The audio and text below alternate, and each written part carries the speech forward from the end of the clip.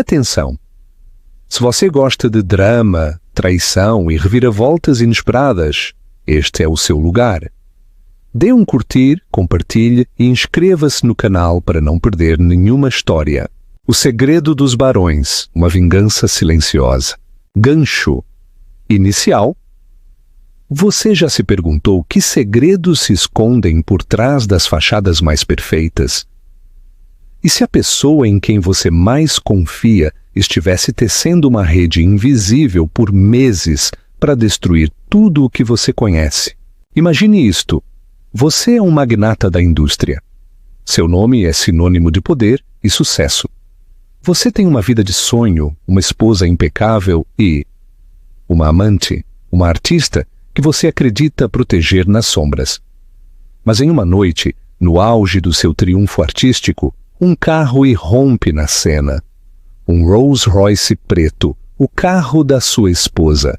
E de repente, o chão se abre sob seus pés. Esta é a história de como o Barão Arthur Montenegro, um colosso dos negócios, viu seu mundo desmoronar por subestimar as duas mulheres de sua vida.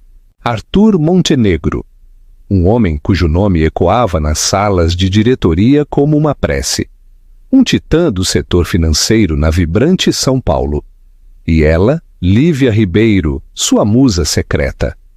Uma artista cujo talento ele cultivava entre as sombras, enquanto sua esposa, a baronesa Beatriz de Vasconcelos, dominava a luz do seu mundo público.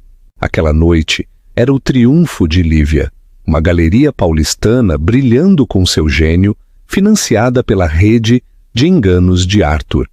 Enquanto as luzes da metrópole cintilavam sob eles, ele estendeu a mão para Lívia, um toque fugaz e condenatório que prometia um futuro que ele não podia lhe dar.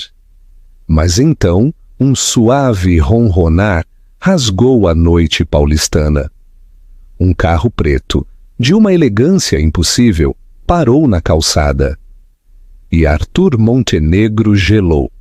Era o Rolls Royce de sua esposa.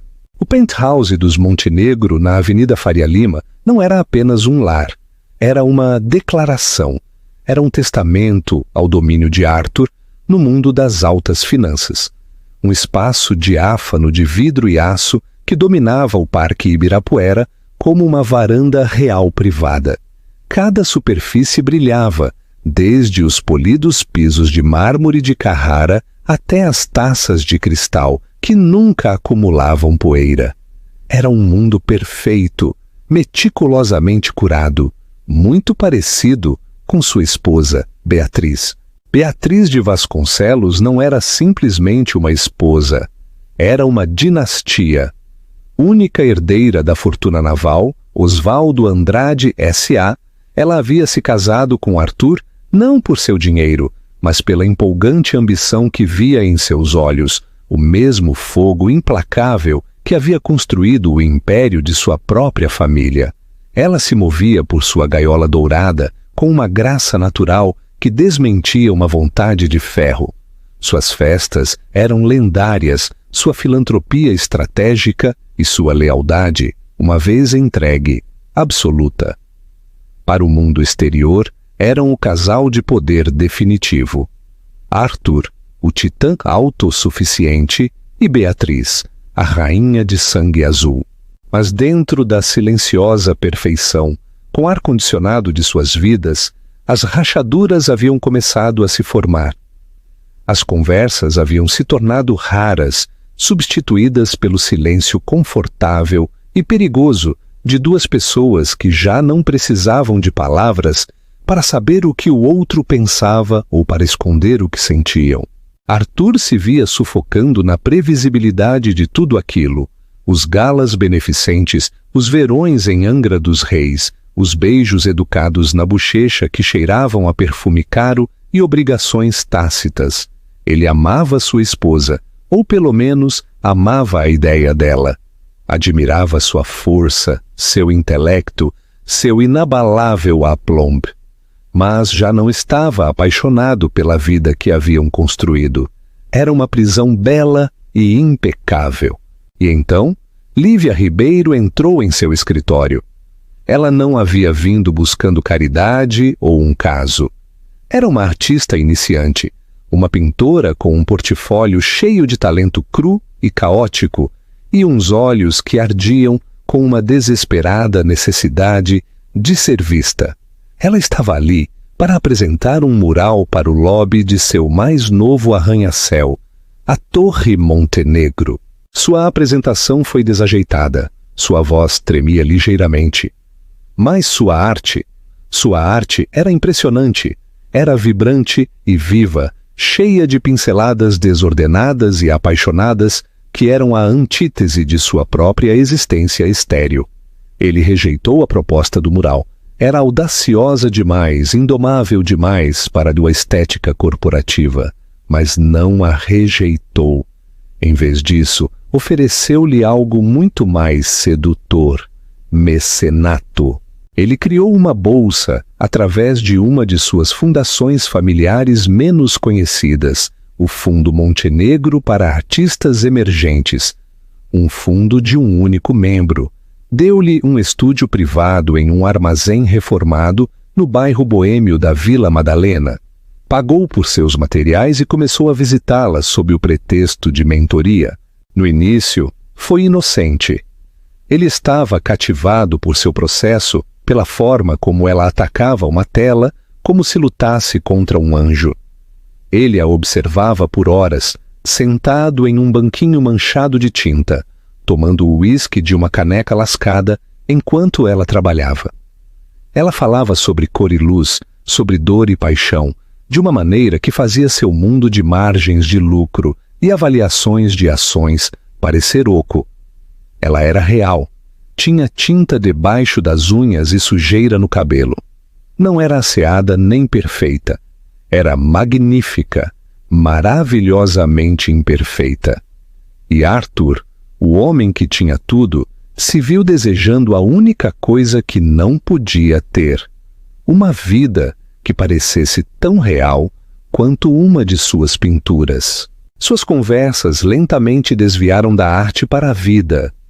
Ele lhe falou das pressões de seu mundo, da solidão no topo. Ela lhe falou de suas lutas, seus sonhos de um dia ter uma exposição individual, de ver seu nome na parede de uma galeria. Ela se tornou sua confidente, sua benfeitora, sua campeã. E com cada visita, a linha entre o mecenas e algo mais começou a se confundir. Ele começou a lhe trazer presentes, não joias extravagantes, como as que dava a Beatriz, mas coisas atenciosas. Um raro conjunto de pigmentos do Japão, um livro de Degas de primeira edição, um suéter de cachemira para o estúdio com correntes de ar. O caso começou não com uma explosão repentina de paixão, mas com uma lenta e inexorável inevitabilidade. Aconteceu em uma terça-feira chuvosa. A cidade era uma mancha cinza do lado de fora das grandes janelas do armazém.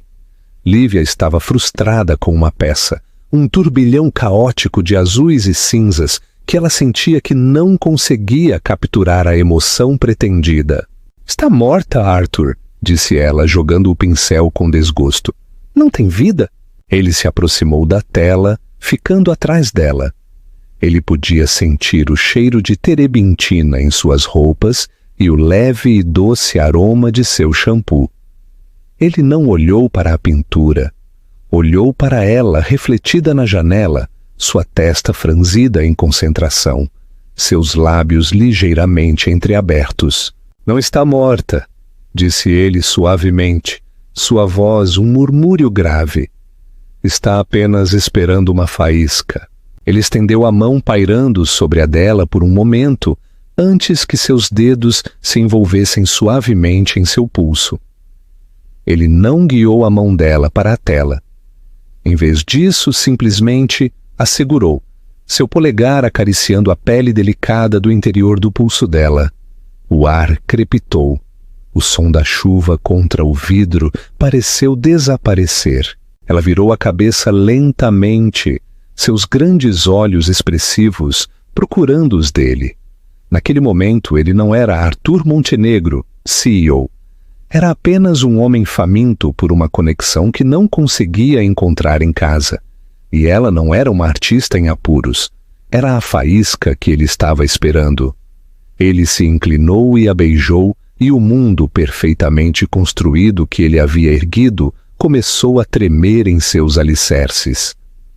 A chave de ouro tinha uma fechadura quebrada, e pela primeira vez em anos, Arthur sentiu que estava voando. Você acha que Arthur estava realmente apaixonado por Lívia, ou apenas pela ideia de uma vida real que ela representava? Deixe sua opinião nos comentários. O caso com Lívia se tornou o mundo secreto de Arthur, uma fuga vibrante e intoxicante da realidade monocromática de sua vida com Beatriz. Seus encontros clandestinos eram o ponto central de suas semanas. Ele inventava reuniões de diretoria noturnas, viagens de negócios fictícias para Recife ou Porto Alegre e longos jantares de networking que na verdade eram passados no estúdio caótico de Lívia, impregnado com cheiro de tinta. Este novo mundo tinha suas próprias regras, seus próprios rituais. Eles nunca se encontravam em locais públicos onde ele pudesse ser reconhecido. O domínio dele era o estúdio, um vasto espaço aberto onde estavam livres do julgamento, de olhares indiscretos. Eles pediam delivery de um pequeno restaurante tailandês da esquina, comiam de embalagens de papelão sentados no chão e conversavam por horas. Ele aprendeu sobre a infância dela em um bairro operário, de Comunidade da Maré, sua bolsa para a Escola de Belas Artes de São Paulo, os anos que ela passou servindo mesas para sobreviver. A vida dela era uma tapeçaria de luta e resiliência, tão diferente do privilégio herdado que definia o passado de Beatriz. Com Lívia, Arthur se sentia visto. Ela não se impressionava com sua riqueza. Ela se fascinava por sua mente. As histórias que ele contava de seus primeiros dias construindo sua empresa do zero. Ela via o jovem ambicioso que ele havia sido, não o monólito corporativo em que ele se tornara. Ela o desenhava enquanto ele falava, seu lápis de carvão voando pela página, capturando um vislumbre de vulnerabilidade em seus olhos que ninguém mais via, e muito menos sua esposa. O aspecto físico de seu relacionamento foi uma revelação. Com Beatriz, a intimidade havia se tornado um ato programado e perfunctório, mais um item em um calendário compartilhado. Com Lívia, era espontâneo, apaixonado e profundamente conectado com a energia criativa que pulsava em seu estúdio. Era uma extensão da arte que o cercava, bagunçada, bela e absolutamente absorvente. Mas o segredo era uma presença constante e corrosiva. Cada vibração de seu celular lhe causava um arrepio de ansiedade. Uma mensagem de Lívia, um simples "pensando em você", tinha que ser apagada imediatamente. Uma mensagem de Beatriz: "Não se atrase, querido. Os Almeida nos esperam para o brunch amanhã." Era um lembrete arrepiante da vida que ele estava traindo. Ele vivia uma dupla existência, um mestre da compartimentação. Tornou-se um mentiroso especialista, tecendo intrincadas redes de meias-verdades e negações plausíveis, com uma facilidade que o assustava. A culpa era um veneno que se infiltrava em tudo. Ele se pegava no reflexo do espelho de seu banheiro de mármore em casa e mal reconhecia o homem que o olhava. Observava Beatriz do outro lado da mesa, parecendo impecavelmente elegante enquanto relatava seu dia. Uma reunião do conselho do museu, um almoço com a esposa do senador e uma onda de autoaversão o invadia. Era sua esposa, a mãe de seus 2 filhos mais velhos, que estavam em um colégio interno no Sul. A mulher que o apoiou por 20 anos merecia algo melhor do que aquilo. No entanto, no momento em que ele estava longe dela, no momento em que dirigia para o estúdio de Lívia, A culpa recuava, substituída por uma febril antecipação. Ele era um viciado, e Lívia era sua droga. A culminação de seu mecenato foi a primeira exposição individual de Lívia. Ele havia movido peças, pedido favores e garantido uma galeria de prestígio no bairro dos Jardins para sua estreia. Ele havia financiado anonimamente todo o evento, do catering aos convites, enquadrando-o como uma iniciativa da galeria para promover novos talentos.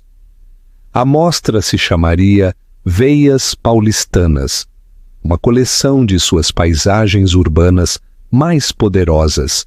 A noite da inauguração foi elétrica. A galeria estava cheia de críticos de arte, colecionadores e a elite da cidade, todos ali para ver a obra desta misteriosa nova artista que havia surgido do nada. Arthur manteve distância, misturando-se à multidão, interpretando o papel de um convidado indiferente que simplesmente havia passado para dar um oi. Ele observou Lívia do outro lado da sala, uma visão com um vestido preto simples, seu rosto corado por uma mistura de terror e euforia. Ela era uma estrela, e ele as havia posto no céu. Sentiu um orgulho possessivo tão intenso que era quase doloroso. Ele as havia descoberto. Ele as havia nutrido. Aquela noite, aquele sucesso, era tanto dele quanto dela. Mais tarde naquela noite, quando a multidão começou a se dispersar, ele a encontrou em um canto mais tranquilo da galeria, de pé em frente à sua peça maior, uma impressionante e caótica representação da Estação da Luz na hora do rush. "Você conseguiu, Lívia", sussurrou sua voz carregada de emoção. Ela se virou para ele, seus olhos brilhando com lágrimas contidas. "Nós conseguimos, Arthur. Eu não poderia, nada disso estaria aqui sem você." O ar entre eles estava pesado com tudo o que não havia sido dito. A galeria esvaziava, a equipe removia discretamente as taças de champanhe. Eles estavam de pé sob um foco de luz que iluminava a pintura atrás deles, banhando-os em um brilho quente e íntimo. Este era o momento deles, uma celebração de sua colaboração secreta, seu amor secreto. Ele olhou ao redor. Os poucos convidados restantes estavam do outro lado do grande salão.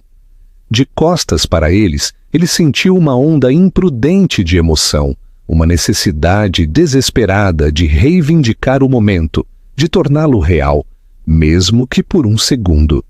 Ele estendeu a mão e acariciou suavemente sua bochecha, seu polegar roçando sua pele. Era um gesto que ele havia feito 100 vezes na intimidade de seu estúdio, mas aqui, sob as luzes da galeria, era uma transgressão profunda e perigosa. Era um reconhecimento de tudo o que eram, em um lugar onde supostamente não eram nada. Ele se inclinou, seus lábios a poucos centímetros dos dela. O mundo desapareceu. Só havia ela, o cheiro de óleo de linhaça e a batida de seu próprio coração traiçoeiro. E então, através das grandes janelas de vidro da galeria, ele viu. Deslizou até a calçada com a graça silenciosa e predatória que apenas um veículo de mais de R$500 mil poderia possuir. Um Rolls-Royce Phantom longo, incrivelmente elegante, de cor preta personalizada. Ele só conhecia uma pessoa que possuía um carro assim. Um carro que ele havia comprado para seu último aniversário. O sangue dele gelou. O calor do momento desapareceu, substituído por um terror ártico. Cada músculo de seu corpo ficou tenso. Sua mão, ainda no rosto de Lívia, parecia pesar 1000 quilos. Ele não conseguia se mover. Só conseguia observar com horror abjeto, enquanto a porta traseira se abria e um elegante salto, calçado em um sapato Christian Louboutin, pisava no pavimento. Sua esposa, Beatriz de Vasconcelos, havia chegado. O que você faria no lugar de Arthur naquele instante? Tentaria fugir ou enfrentaria a situação? Me diga sua estratégia nos comentários. O tempo pareceu distorcer-se, esticando-se e comprimindo-se no espaço de uma única e horrorizada batida do coração. A mente de Arthur, geralmente uma fortaleza de decisões calculadas e ordens rápidas, era agora um turbilhão de puro pânico. Sua mão ainda estava no rosto de Lívia. O gesto íntimo e possessivo parecia uma marca gravando sua culpa em sua própria pele, para que o mundo, para que sua esposa, visse. Lívia, sentindo a tensão súbita e violenta em seu corpo, recuou ligeiramente. Sua testa franziu-se com confusão. — Arthur, o que houve? Sussurrou ela. Sua voz um fio frágil no silêncio repentinamente cavernoso da galeria. Ele não conseguiu articular palavras. Só pôde olhar fixamente pela janela, com a respiração presa na garganta. Ele retirou a mão do rosto dela, como se sua pele tivesse se tornado ferro em brasa. O movimento foi desajeitado, espasmódico, como o de uma marionete cujas cordas tivessem sido cortadas abruptamente. Beatriz emergiu do Rolls Royce. Ela não estava vestida para uma festa. Usava um trench coat cor de creme, justo e acinturado, parecendo menos com alguém que ia a uma inauguração de arte, e mais como um general chegando para inspecionar um campo de batalha. Seu cabelo loiro estava preso em um coque severo e elegante, e seu rosto, mesmo daquela distância, era uma máscara de serena neutralidade. Não parecia zangada, não parecia ferida, parecia decidida, e isso era infinitamente mais assustador. Ela entregou um papel ao concierge, que se apressou em abrir a porta para ela com um movimento desdenhoso do pulso, e então dirigiu seu olhar diretamente para a janela de vidro da galeria, diretamente para eles. Não havia ambiguidade. Ela os viu. Viu ele. Viu a forma como estavam próximos demais, a forma como ele acabara de retirar a mão, o rubor culpado que sentia queimar em suas próprias bochechas. Seus olhos, duas pedras de gelo glacial, encontraram os dele. Por um momento que pareceu uma eternidade, o mundo consistiu apenas nos 18 metros de pavimento e vidro que os separavam. — Arthur, você está me assustando, insistiu Lívia, sua voz subindo com ansiedade. Ela seguiu seu olhar aterrorizado e viu a mulher na calçada. Ela não sabia quem era, mas soube pela expressão no rosto de Arthur que aquilo era um desastre. O galerista, um homem corpulento chamado Gerard, apressou-se em direção à entrada para saudar a importante recém-chegada. — Meu Deus! Murmurou Arthur, as palavras escapando de seus lábios em uma lufada de ar. As engrenagens de sua mente giravam, tentando se encaixar, formular um plano, uma desculpa, algo grande o suficiente para cobrir aquela ferida aberta em sua vida. Mas não havia nada. Ele estava preso, completa e totalmente preso. Beatriz empurrou a pesada porta de vidro. O murmúrio fraco dos convidados restantes se extinguiu quando as cabeças se viraram. Sua presença impunha a atenção. Ela deslizou pelo salão, seus olhos escaneando o espaço com um ar tranquilo e avaliador, como se estivesse considerando comprar toda a coleção. Ela acenou educadamente para Gerard, que gaguejava uma saudação, mas seu olhar passou por ele e se fixou novamente em Arthur. Ela começou a caminhar em direção a eles. Seus passos eram pausados. O clique suave de seus saltos no polido piso de concreto ressoava como um toque fúnebre no salão silencioso. A cada passo que ela dava, Arthur sentia seu universo cuidadosamente construído desmoronar ao seu redor.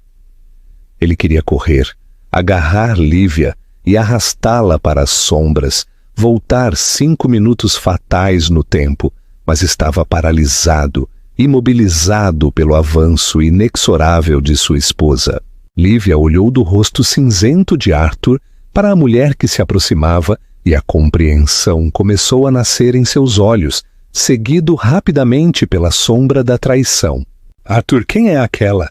Antes que ele pudesse responder, Beatriz estava sobre eles.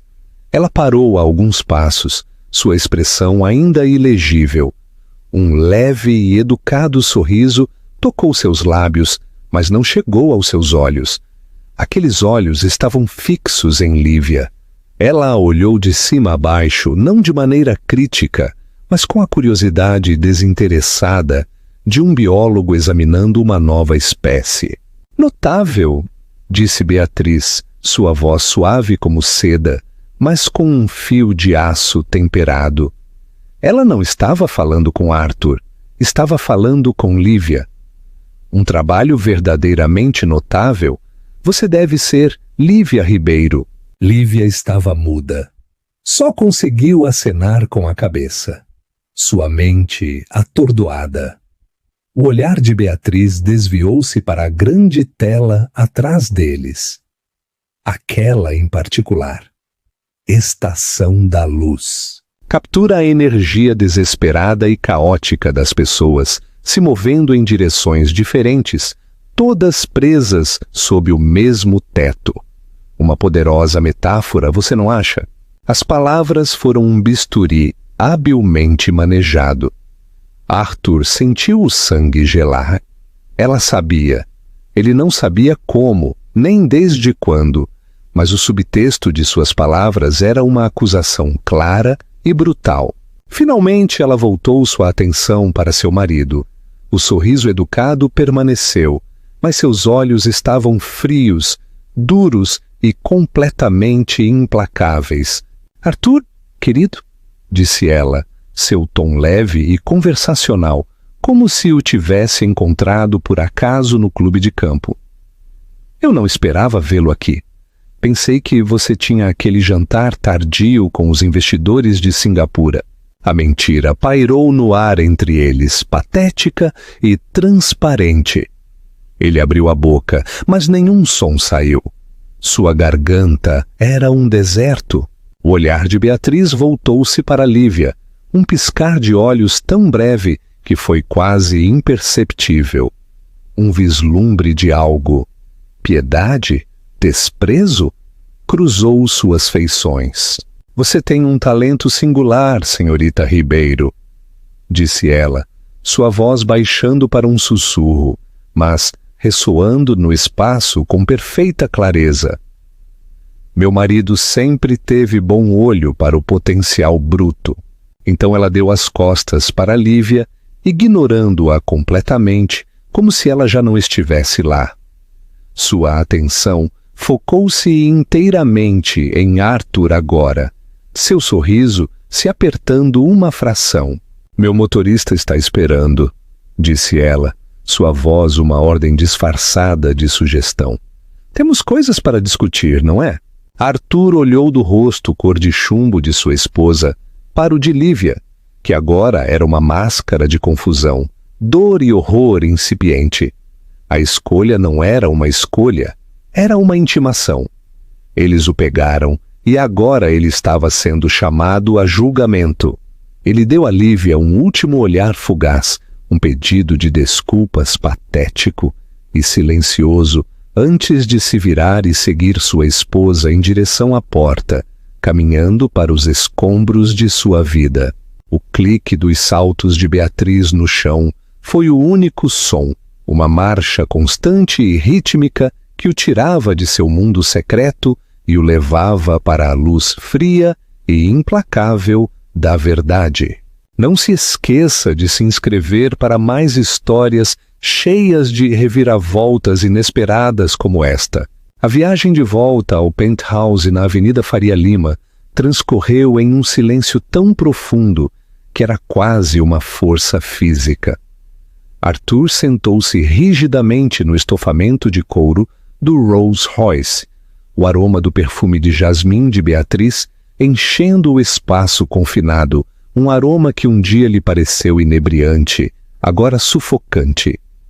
Ele olhou pela janela as luzes borradas da cidade, o mundo vibrante do qual acabara de ser arrancado, sentindo-se como um prisioneiro a caminho de sua própria execução.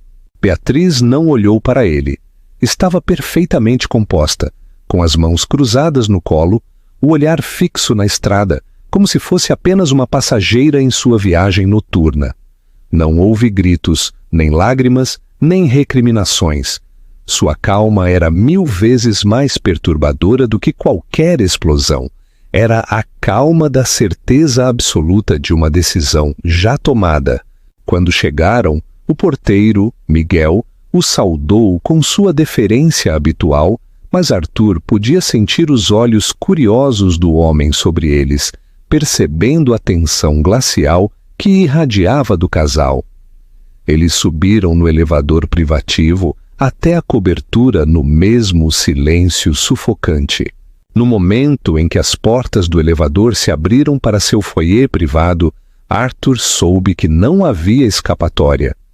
Ele seguiu Beatriz até a ampla sala de estar. Ela acendeu uma única luminária, projetando longas e dramáticas sombras pelo cômodo. Ela tirou o trench coat, pendurando-o em uma cadeira com um movimento fluido e pausado. Por baixo, usava um simples e elegantemente confeccionado vestido reto. Como sempre, parecia impecável. Ela foi até o bar, dando-lhe as costas. O tilintar do gelo contra o cristal soava anormalmente alto no apartamento silencioso. "Whisky?" perguntou ela, sua voz monótona. Não era uma pergunta. "Sim", ele conseguiu grasnar. Ela serviu 2 doses, deu uma a ele. Seus dedos roçaram os dele e sua pele estava gelada.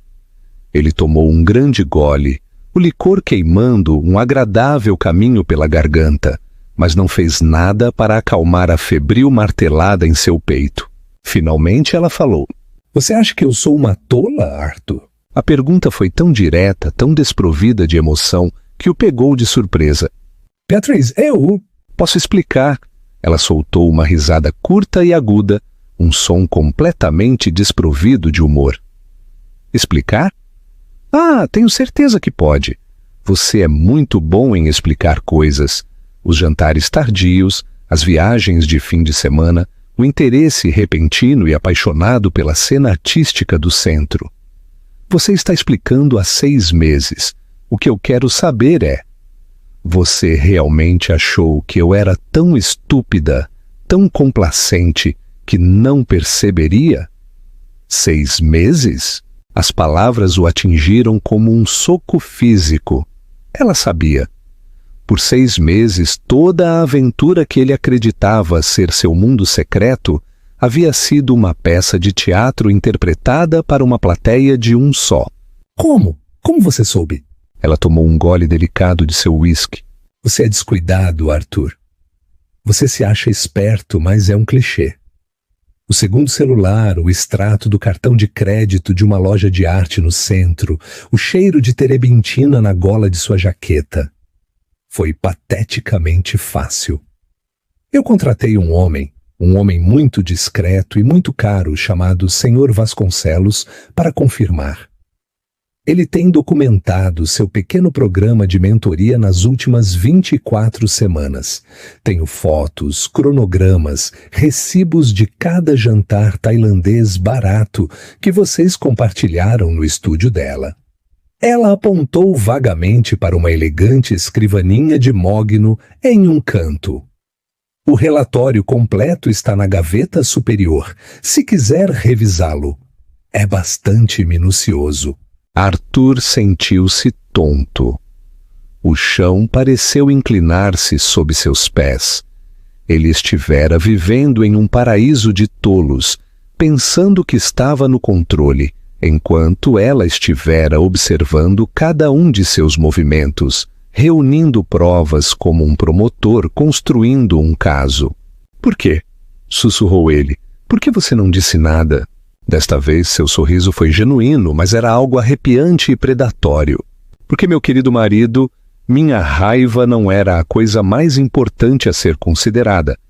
Os ativos da Montenegro Andrade S.A. são: nossas participações estão entrelaçadas em uma rede muito complexa e muito delicada. Um divórcio público e desordenado teria sido inconveniente. Eu precisava de tempo para proteger o que é meu. Ela se aproximou das janelas do chão ao teto e olhou para a paisagem urbana brilhante. Enquanto você brincava de ser o benfeitor de sua pequena artista, eu me reuni com meus advogados, meus consultores financeiros. Temos estado muito ocupados. Reestruturamos trusts, movemos ativos, criamos firewalls. O legado do meu pai, a fortuna Andrade, agora está completamente isolada da sua, intocável. Ele a olhou de horrorizado e contra todas as expectativas, impressionado. Esta era a mulher com quem ele se casara, não apenas a socialite elegante, mas a estrategista implacável. Ele havia esquecido quem ela era. A havia subestimado tão profundamente que era quase ridículo. E agora? Perguntou sua voz oca. Você se divorcia de mim. Você tira tudo de mim. O divórcio é inevitável, afirmou ela como se estivesse falando do tempo. Mas tirar tudo de você soa tão melodramático. Eu não preciso tirar nada de você, Arthur. Simplesmente preciso garantir o que sempre foi meu. Você, por outro lado... Ela se virou da janela para enfrentá-lo, seus olhos brilhando à luz da luminária.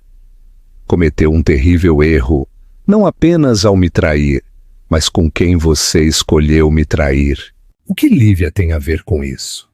Perguntou ele, um instinto protetor que ele não sabia que tinha se acendendo. A senhorita Ribeiro é uma ninguém do complexo da maré, disse Beatriz, sua voz pingando com desdém casual. Ela é um projeto, um caso de caridade, e você, meu marido, ligou seu nome a ela. Você financiou a exposição dela. Eles o viram entrando e saindo do estúdio dela.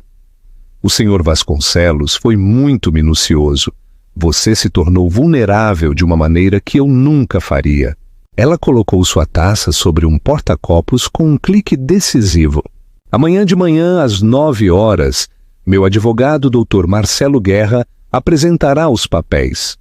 Suas contas corporativas serão congeladas, enquanto aguardam uma auditoria forense sobre a qual me dei ao trabalho de sugerir ao Conselho que pode haver algumas irregularidades financeiras em relação ao Fundo para Artistas Emergentes. Uma denúncia anônima, é claro. Seus ativos pessoais também ficarão emaranhados. Até o meio-dia de amanhã, você não conseguirá comprar uma xícara de café sem que isso seja registrado e examinado. Ela caminhou em direção ao quarto principal. No limiar, ela parou e olhou para ele. Seu rosto, uma máscara de fria vitória. Você queria uma vida que parecesse real, Arthur. Apaixonada, bagunçada. Bem, parabéns. Você está prestes a conseguir uma. Espero que seja tudo o que você sonhou. Ela desapareceu no quarto, a porta se fechando atrás dela com um clique suave e final. Arthur ficou sozinho na sala de estar, silenciosa e sombria, a taça de uísque pesada em sua mão, todo o peso de sua ruína caindo sobre ele. Ele não só foi pego, ele foi superado, foi derrotado e desmantelado sistematicamente pela única pessoa que fora tola o suficiente para acreditar que poderia enganar. A manhã seguinte foi uma descida ao pesadelo que Arthur havia criado. Ele acordou no sofá da sala com o pescoço rígido e o gosto amargo de uísque rançoso na boca. Beatriz já havia partido. Não havia bilhete. O único sinal de sua presença era o fraco cheiro de seu perfume flutuando no ar, um lembrete fantasmagórico da vida que havia se estilhaçado irrevogavelmente. Ele tomou um banho e se vestiu no piloto automático. Sua mente um frenesi de cenários de controle de danos. Ele tinha que ligar para seu advogado, Roberto. Tinha que se antecipar a isso. Beatriz estava emocional, estava atacando.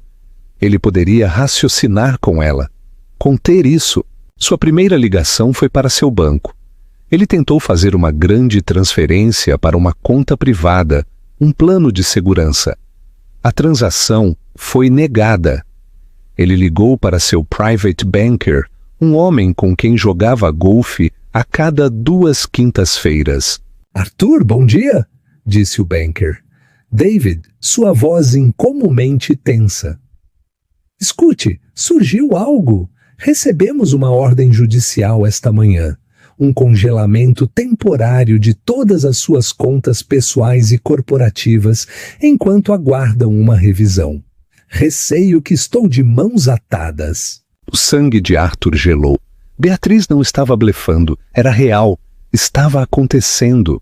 Seu celular tocou. Era o presidente de seu conselho, Horácio Salles, um homem cujo respeito ele havia conquistado por 2 décadas. Arthur, a voz de Horácio era sombria. Acabei de falar com a equipe jurídica da Beatriz. Eles fizeram algumas acusações muito sérias: desvio de fundos, apropriação indevida de fundos corporativos para uso pessoal. Estão falando do Fundo para Artistas Emergentes. Convocamos uma reunião do Conselho para esta tarde. Recomendamos fortemente que seu consultor jurídico esteja presente. A linha caiu. O pânico, frio e agudo, arranhou sua garganta. A apropriação indevida. Era uma bolsa, uma dedução fiscal legítima através de uma fundação. Mas ele sabia como pareceria. Um fundo secreto usado para financiar sua amante. Beatriz não estava apenas se divorciando dele, ela estava sistematicamente destruindo sua reputação, sua carreira, sua própria identidade. Ele ligou para seu advogado, Roberto, e explicou a situação em um monólogo apressado e frenético. A resposta de Roberto não foi reconfortante.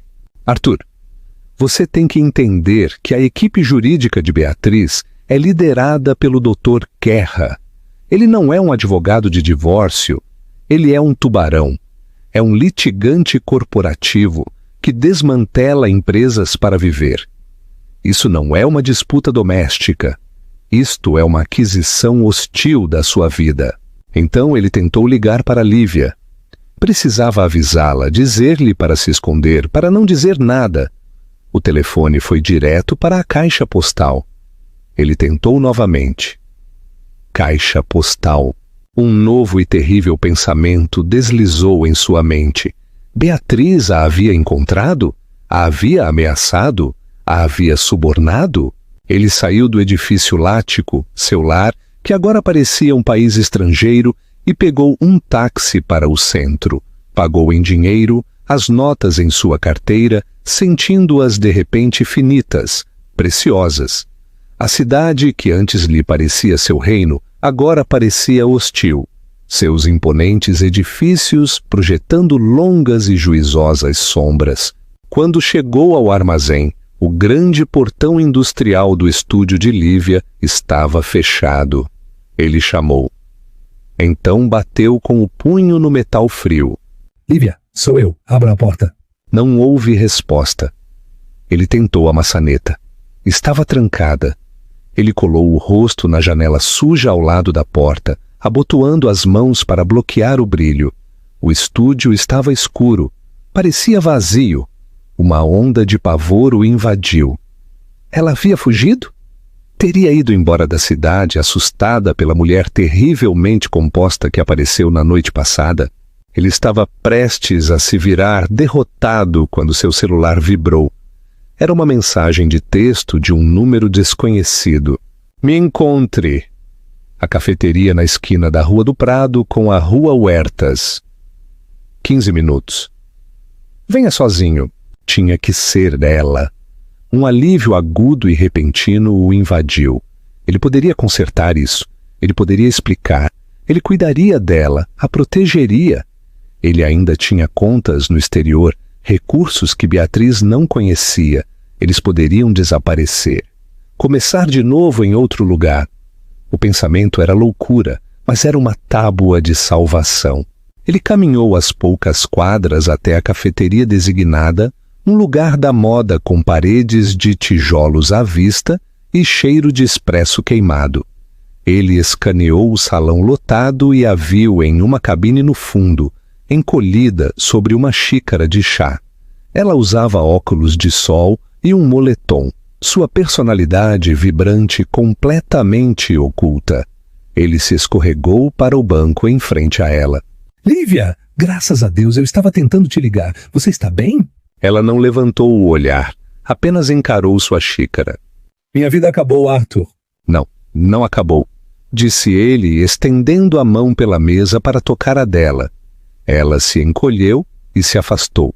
Não me toque, disse ela, sua voz plana, desprovida do calor a que ele estava acostumado. O galerista me ligou hoje de manhã. Ele está cancelando o resto da exposição. Aparentemente, o benfeitor anônimo retirou todos os fundos. Os críticos que deveriam fazer as resenhas da exposição se retiraram misteriosamente. Meu nome é Lama antes mesmo de ter se formado. Eu vou resolver isso, eu prometo, disse ele, sua voz desesperada. Isto é apenas minha esposa. Ela está tentando me machucar através de você. Eu te darei dinheiro.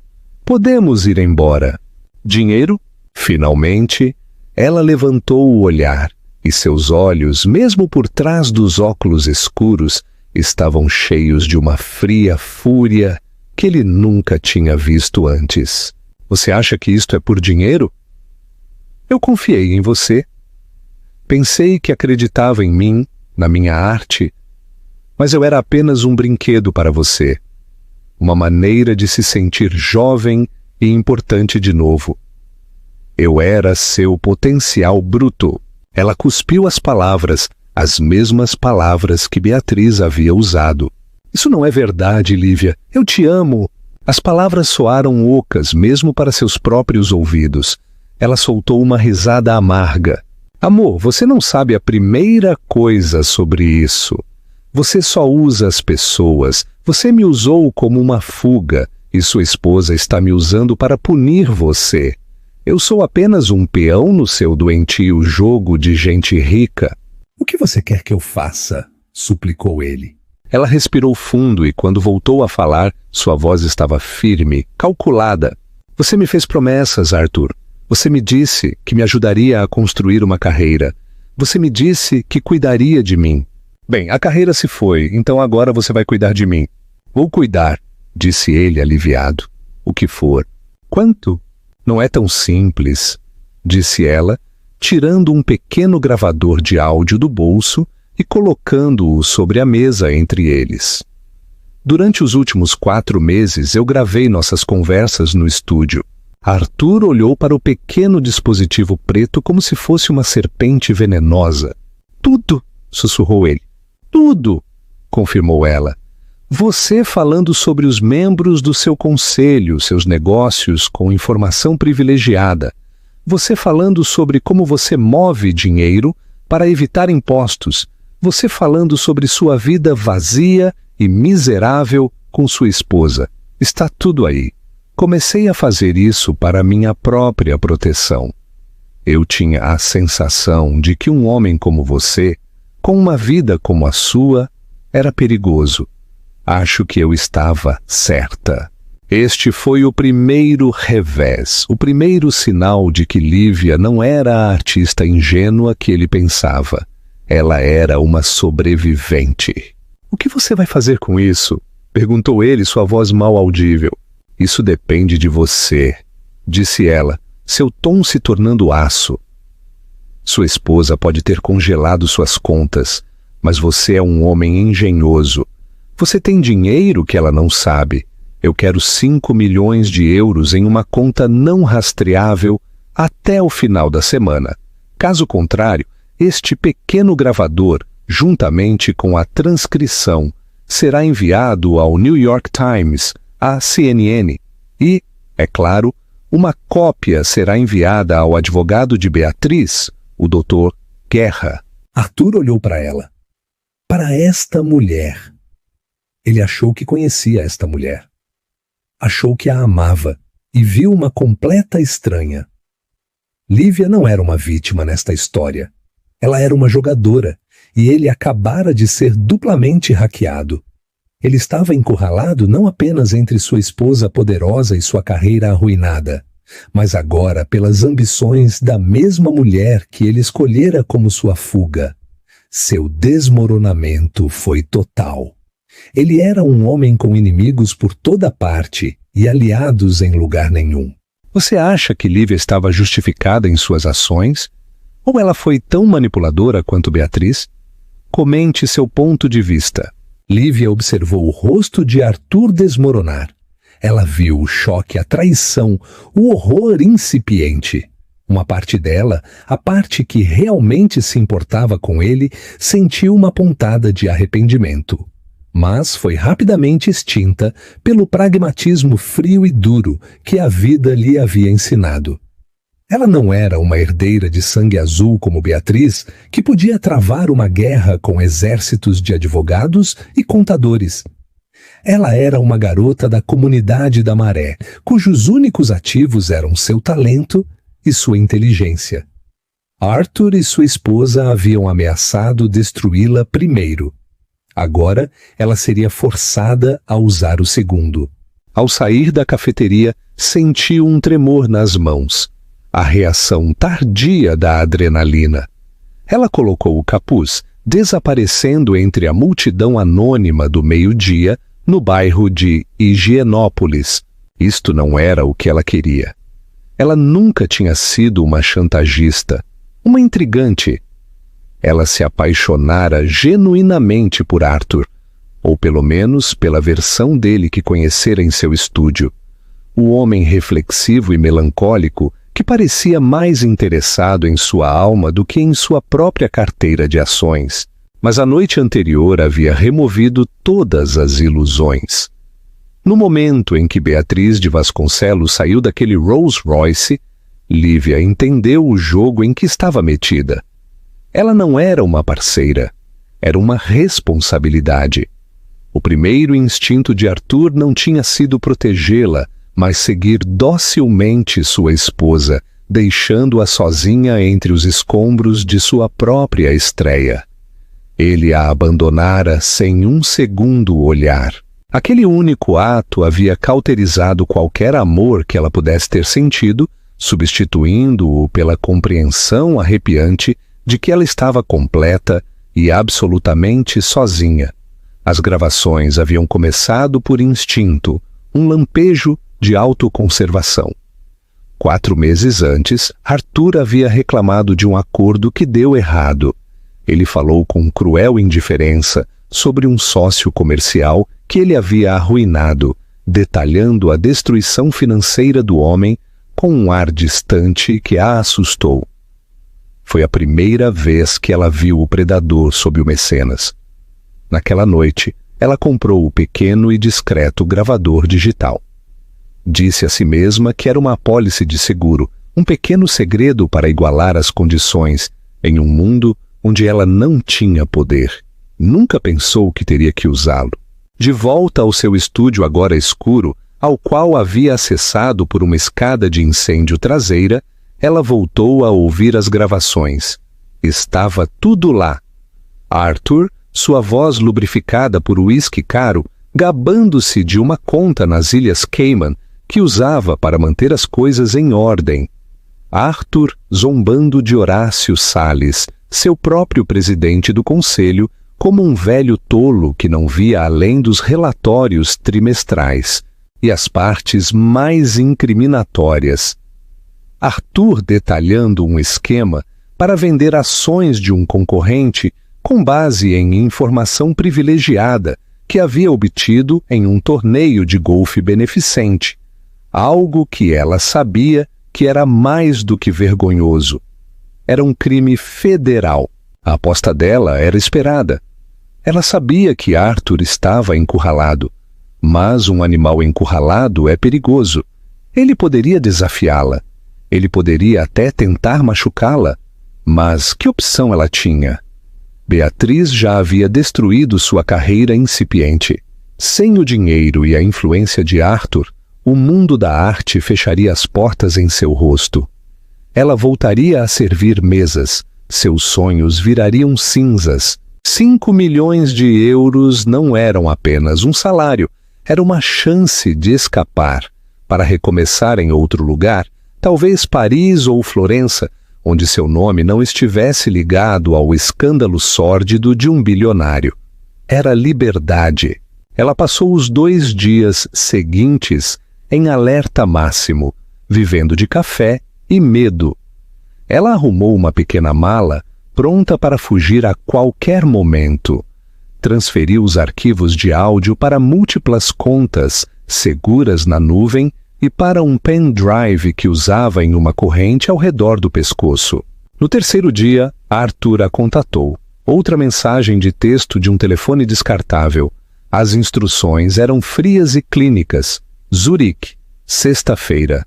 Credit Suisse na Paradeplatz. Pergunte pelo Sr. Baumann. Use a frase-chave. Os pardais voam para o sul no inverno. Uma conta seria aberta em seu nome. Assim que a transferência fosse confirmada, espero que as gravações sejam destruídas. Ela estava cumprindo. O alívio foi tão imenso que quase dobrou seus joelhos. Mas um arrepiante segundo pensamento a seguiu. Zurique era o território dele, um lugar de contas numeradas e homens discretos que resolviam problemas. Seria um pagamento ou uma armadilha? Ela não podia voltar atrás agora. Reservou uma passagem só de ida para Zurique, usando um cartão de crédito que estava disposta a descartar. Não contou a ninguém para onde estava indo. Enquanto arrumava a mala, seus olhos pousaram na grande tela não vendida da Estação da Luz. A pintura que representava tanto seu maior triunfo quanto sua queda definitiva. Por um impulso repentino, ela pegou um estilete e cortou cuidadosamente a tela do seu chassi de madeira. Ela a enrolou, protegendo-a com plástico bolha, e a deslizou em um longo tubo de papelão. Era a única coisa que ela queria levar dessa vida. Era um lembrete de seu talento e do preço de confiar no homem errado. Sua determinação endureceu. Isto já não era apenas por dinheiro, era por justiça. Arthur e Beatriz de Vasconcelos viviam em um mundo sem consequências, um mundo onde pessoas como ela eram apenas danos colaterais em suas guerras matrimoniais. Beatriz pensou que havia vencido, que havia extirpado com sucesso a ninguém da maré de sua vida. Mas ela a subestimara. Assim como Arthur, Lívia tomou uma decisão final. Era arriscada, mas era o certo. Ela fez uma cópia de uma gravação específica, aquela que detalhava o uso de informação privilegiada. Ela a colocou em um envelope almofadado, endereçado não à mídia, mas à divisão de execução da CVM, Comissão de Valores Mobiliários, em São Paulo. Ela escreveu uma breve carta de apresentação anônima. Ela não a enviaria ainda, ela a aguardaria. Era sua segunda apólice de seguro, mais poderosa. Arthur estava dando a ela o dinheiro para comprar seu silêncio. Mas ela era uma mulher que havia aprendido que o verdadeiro poder não reside no que lhe dão, mas no que você escolhe reter. Enquanto viajava no táxi para o aeroporto de Guarulhos, com o tubo de papelão contendo sua pintura no assento ao lado, Lívia Ribeiro sentiu uma sensação de sombria determinação. Ela não era mais a frágil artista de Arthur, nem a patética vítima de Beatriz. Era uma mulher prestes a cobrar o que lhe era devido, à sua maneira. O jogo estava em andamento, e ela pretendia vencer. O lobby do banco privado do Credit Suisse em Zurique era um caminho de tons opacos e dinheiro antigo. Lívia, vestida com um simples, mas elegante terno de calça preto que havia comprado especificamente para a ocasião, sentia-se a um mundo de distância de seu estúdio salpicado de tinta. Ela se aproximou da polida escrivaninha de mogno e proferiu a frase-chave ridícula a um homem suíço de aparência severa. Sem um vislumbre de emoção, ele a levou para um escritório privado. O Sr. Bauman era um homem corpulento e careca que lhe ofereceu água e um prato de biscoitos com eficiência praticada. A transação foi assustadoramente simples. Papéis foram assinados, um passaporte escaneado e assim foi aberta uma conta com 5 milhões de francos suíços em seu nome. A transferência, garantiu ele, estava completa. Ao sair na Paradeplatz, o ar fresco suíço parecia elétrico em sua pele. Ela sentiu a primeira verdadeira sensação de liberdade em meses. Ela conseguiu. Ela sobreviveu. Ela pegou seu celular descartável e enviou uma última mensagem de texto para o número de Arthur. Feito. Como prometi, os arquivos estão sendo excluídos. Em seguida, ela partiu o telefone ao meio e o jogou em uma lixeira pública. Ela não tinha intenção de excluir os arquivos, é claro. Aquela era sua influência, seu escudo. Mas Arthur acreditaria que ela o havia feito. Enquanto isso, em São Paulo, Arthur Montenegro era um homem à deriva entre as ruínas de seu império. O conselho o havia forçado a tirar uma licença indefinida. Seu acesso à empresa que ele havia construído foi revogado. Seus amigos e colegas, que antes clamavam por sua atenção, agora evitavam suas ligações. Ele era um pária, isolado em uma suíte de hotel, pagando com o que restava de seu dinheiro acessível. Ele recebeu a mensagem de texto de Lívia com um amargo sentimento de alívio. Pelo menos um de seus problemas estava resolvido. Agora, ele só tinha que lidar com a formidável máquina legal que Beatriz havia desencadeado sobre ele. O confronto final ocorreu uma semana depois, não em um tribunal, mas na estéril sala de conferências com paredes de vidro do escritório de advocacia do Dr. Guerra. Arthur estava lá com seu advogado, Roberto. Beatriz sentou-se à frente deles, flanqueada pelo próprio Guerra. Ela parecia serena, poderosa em todos os sentidos, uma vencedora. Minha cliente está disposta a oferecer um acordo, começou Guerra, sua voz suave e confiante. Dadas as circunstâncias, a flagrante violação de confiança, o dano potencial ao nome da família Vasconcelos Andrade e a clara evidência de apropriação indevida de ativos matrimoniais para suas atividades extracurriculares, acreditamos que nossos termos são mais do que justos. Ele deslizou uma pasta pela mesa. Roberto a abriu e seu rosto ficou pálido ao ler. Isto é tudo, gaguejou Roberto. Estão pedindo o penthouse, a fazenda em Campos do Jordão, sua carteira de ações, suas ações com direito a voto. Eu não peço, corrigiu Beatriz, falando pela primeira vez. Estou tomando o necessário para garantir o legado da minha família, da mancha das indiscrições do seu cliente. A ele restarão a holding em Delaware e o apartamento em Maceió. É o suficiente para viver até confortavelmente, mas seu tempo nesta cidade, neste nível, acabou. Arthur sentiu uma onda de raiva desafiadora. Você não pode fazer isso, Beatriz. Eu construí aquela empresa e a financiei.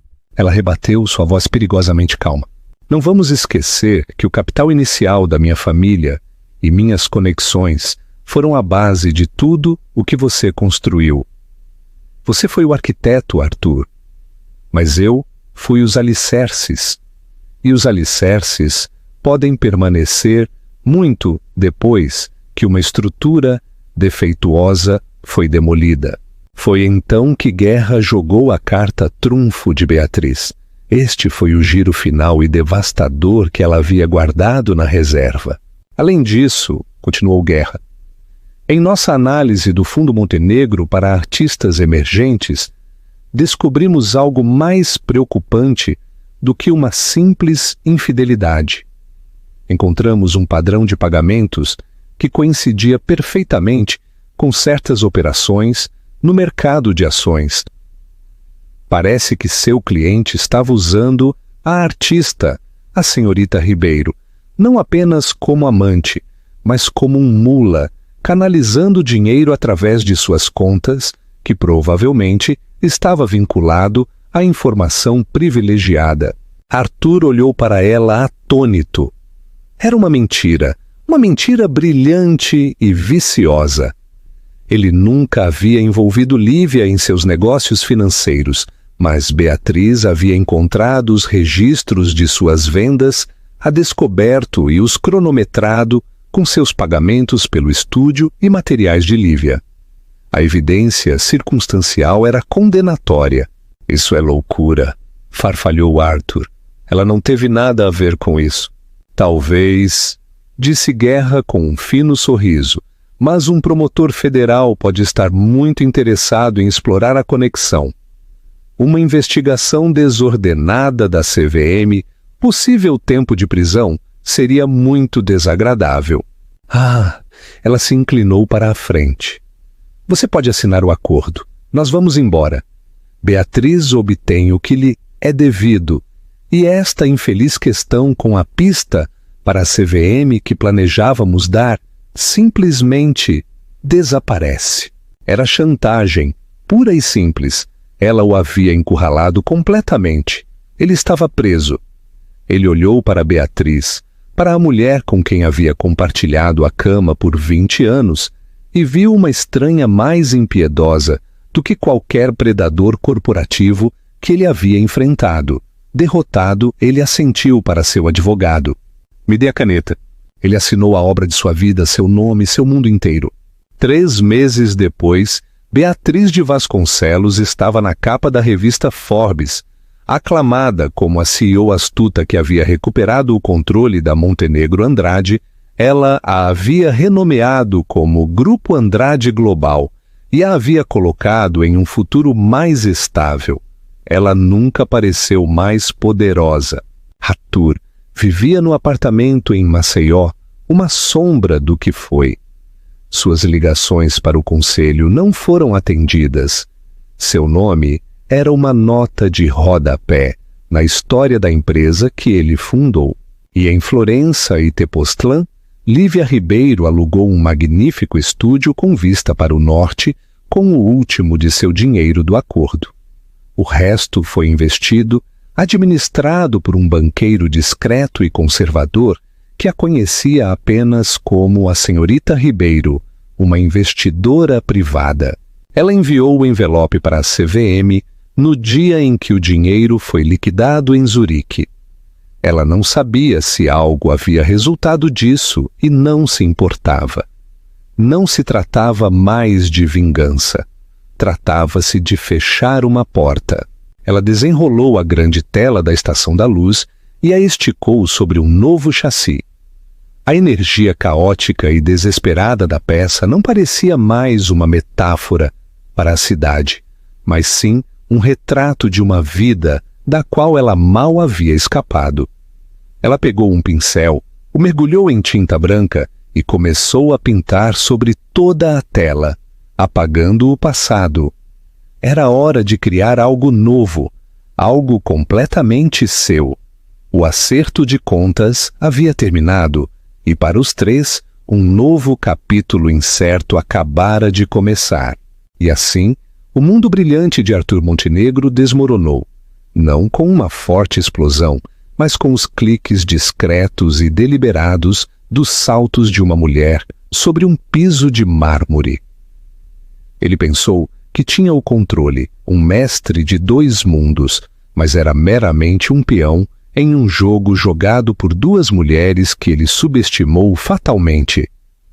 Beatriz, a esposa que ele traiu, provou ser uma rainha que vinha planejando seu contra-ataque o tempo todo, enquanto Lívia, a amante que ele pensou que poderia controlar, mostrou ao mundo que a sobrevivência é sua própria forma de arte.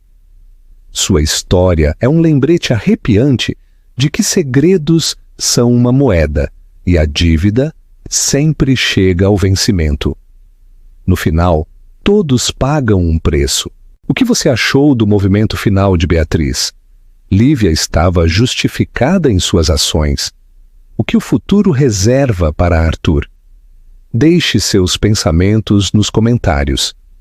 Se você gostou desta história de amor, traição e vingança, por favor, dê um curtir, compartilhe com um amigo que goste de drama e certifique-se de se inscrever e ativar as notificações para não perder a próxima história.